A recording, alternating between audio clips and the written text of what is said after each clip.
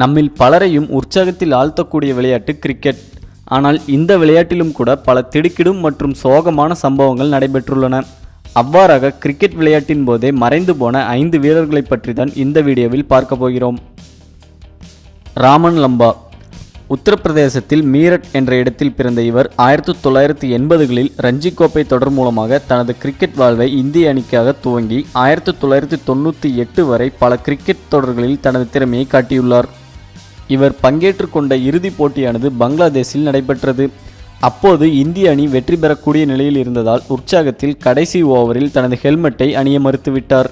அங்கிருந்தவர்கள் எவ்வளவு கூறியும் இவர் தனது ஹெல்மெட்டை அணியவில்லை. சரியாக 3 பந்துகள் மீதம் இருந்த நிலையில் மெஹ்ரப் ஹுசைன் என்ற பங்களாதேஷ் பந்து வீச்சாளர் வீசிய பந்து லம்பாவின் வலப்புற கீழ் நெற்றியில் பட சிறிது நேரத்தில் தலையின் உட்பகுதியில் இரத்த கசிவு ஏற்பட்டு கோமா நிலைக்கு சென்றார். உடனடியாக அங்குள்ள போஸ்ட் கிராஜுவேட் என்ற மருத்துவமனையில் இவரை அனுமதித்து டெல்லியிலிருந்து தலை சிறந்த நரம்பியல் மருத்துவர்களை வரவழைத்து சிகிச்சை அளித்தார்கள். ஆனால் 3 நாட்களில் சிகிச்சை பலனின்றி லம்பா உயிரிழந்தார்.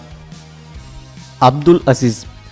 பாகிஸ்தான் கிரிக்கெட் வீரரான இவர் அணியின் விக்கெட் கீப்பராகவும் ஓப்பனிங் பேட்ஸ்மேனாகவும் இருந்தார். கிரிக்கெட்டராக மட்டும் இல்லாமல் 1959இல் SM என்ற கல்லூரியின் மாணவராகவும் அதே சமயத்தில் பாகிஸ்தான் ஸ்டேட் பேங்கில் பணியாளராகவும் இருந்தார். உள்நாட்டிற்கு இடையே நடந்த கிரிக்கெட் மேட்ச் ஒன்றில் ஆசிஸ் துவக்க பந்து வீச்சாளராக களமிறங்கினார். தில்தா முகமது அவான் என்ற பந்து வீச்சாளர் வீசிய பந்தானது எதிர்பாராத விதமாக ஆசிஸின் இதய பகுதியில் அதிவேகமாக பட சற்றும் எதிர்பாராத விதமாக மயங்கி விழுந்த நிலையில் இறந்து விடுகிறார். இதில் வருத்தத்திற்குரிய விஷயம் என்னவென்றால் அவர் இறந்தபோது 18 வயது மட்டுமே நிரம்பியிருந்தார் என்பதுதான். டேரின் ரேண்டல். இவர் தென்னாப்பிரிக்காவைச் சேர்ந்த கிரிக்கெட் வீரர். வலதுகை ஆட்டக்காரராகவும் விக்கெட் கீப்பராகவும் தனது கிரிக்கெட் வாழ்க்கையை சிறப்பாக வாழ்ந்து வந்தார். 2009 மற்றும் 2010 ஆண்டுகளில் தனது நாட்டிற்காக சிறந்த ஆட்டத்தை காட்டியுள்ளார்.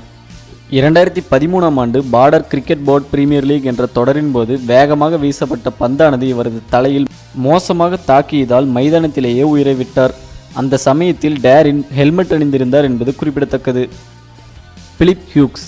ஆஸ்திரேலிய அணிக்காக விளையாட வரும்போது இவரது வயது 20 மட்டுமே நிரம்பியிருந்தது. 2009 ஆண்டு டெஸ்ட் மேட்ச்களில் களமிறங்கிய இவர் 2013 ஆண்டு ஒருநாள் சர்வதேச போட்டிகளிலும் விளையாடத் துவங்கினார். 2009 ஆண்டு நடந்த டெஸ்ட் தொடரில் சதமடித்து தனது திறமையை பதிவு செய்தார்.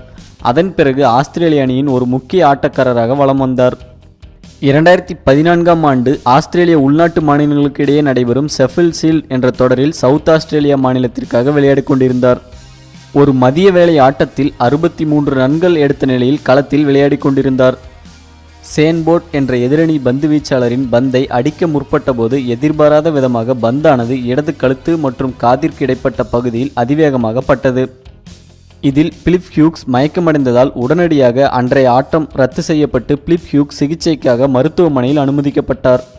ஆனால் சிகிச்சை பலனின்றி 3 நாட்களில் அவர் இயற்கை எய்தியதாக மருத்துவமனை அறிவித்தது.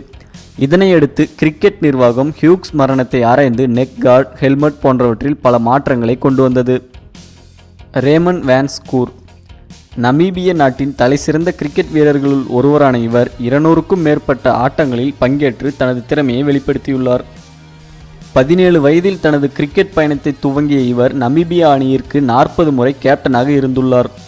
மேலும் ICC இன்டர்கான்டினென்டல் கப் என்ற ஆப்பிரிக்க கண்டத்திற்குள் நடைபெறும் போட்டிகளிலும் தனது சிறப்பான ஆட்டத் திறமையை வெளிப்படுத்தியுள்ளார். இறுதியாக 2015 ஆண்டு நடந்த போட்டி ஒன்றில் பேட்டிங் செய்து கொண்டிருந்த போது எதிர்பாராத விதமாக ஏற்பட்ட மாரடைப்பு காரணமாக